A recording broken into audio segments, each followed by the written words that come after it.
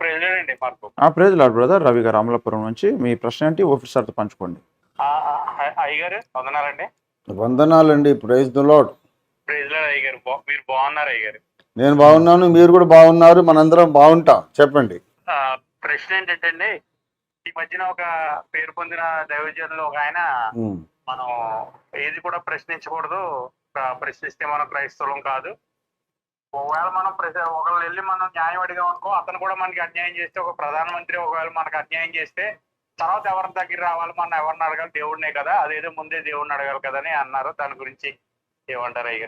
దాని గురించి ఏమనాలంటే, రోమా పత్రికలో నేను 2 విషయాలు చూపిస్తాను. ఒకటి అపోస్తలుల కార్యాలు, ఒకటి రోమా పత్రిక 13వ అధ్యాయములో, ప్రతివాడును పై అధికారులకు లోబడి ఉండవలను, ఏలయనగా దేవుని వలన కలిగినది తప్ప మరి ఏ అధికారమును లేదు, ఉన్న అధికారములు దేవుని వలననే నియమింపబడి ఉన్నవి.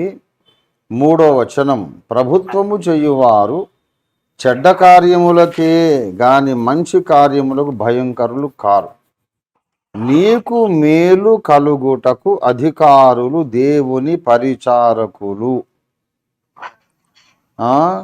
6వ వచనం, ఏలయనగా వారు దేవుని సేవకులయుండి ఎల్లప్పుడూ ఈ సేవ యందే పని కలిగి ఉందురు. రోమా 13:6 బ్రదర్. అధికారులు దేవుని సేవకులంట, ఈ సేవ యందే పని కలిగి ఉంటారు. ఇందుకే కదా మీరు పన్ను కూడా చెల్లించుచున్నారు. ఇది బిబ్లికల్ కాన్సెప్ట్. కనుక అధికారులకు మనము చెప్పుకోవాల్సి వస్తుంది. వాళ్ళు పని చేయకపోతే అప్పుడు దేవునికి చెప్పుకుంటామని, అది వేరే విషయం. ముందైతే అధికారులను మనం ప్రశ్నించాలి. అపోస్తలుల కార్యాలు 22వ అధ్యాయము 25వ వచనం, వారు పౌలును వారులతో కట్టుచున్నప్పుడు అతడు తన దగ్గర నిలిచి ఉన్న శతాధిపతిని చూచి, శిక్ష విధింపకయే రోమియుడైన మనుష్యుని కొరడాలతో కొట్టుటకు మీకు అధికారం ఉన్నదా అని అడిగాను.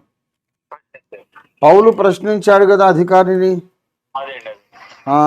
వారులతో కట్టుచున్నప్పుడు మౌనంగా ప్రార్థన చేసి ఊరుకోవచ్చు కదా, ఎందుకు ప్రశ్నించాల్సి వచ్చింది? మరి ఆ ప్రశ్నించడం వల్ల మరి ప్రయోజనం కలిగిందా లేదా?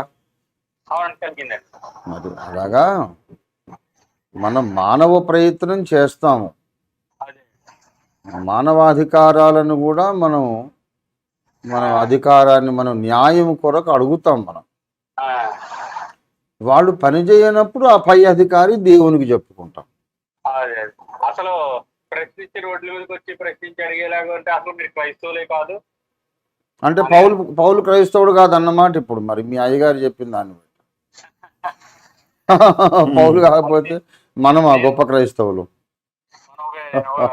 అది మొన్న యూట్యూబ్ లో విన్నామండి. ఇప్పుడు జరుగుతున్న ప్రవీణ్ పౌడర్ జరిగిన తర్వాత నుంచి జరుగుతున్న అన్ని గమనిస్తూ ఉంటే, ఈ మధ్యలో ఒక పేరు పొందిన దైవజనుడు వచ్చి మీరు క్రైస్తవులే కాదని చెప్తుంటే ఒకసారిగా నేను షాక్ అయ్యాను.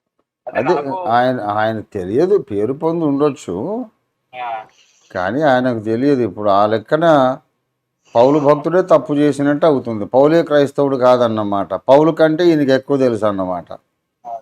పౌలు కంటే నాకు ఎక్కువ తెలుసు అన్న ప్రతి ఒక్కడు బావిలో పడ్డట్టే. అది. God bless. Okay brother.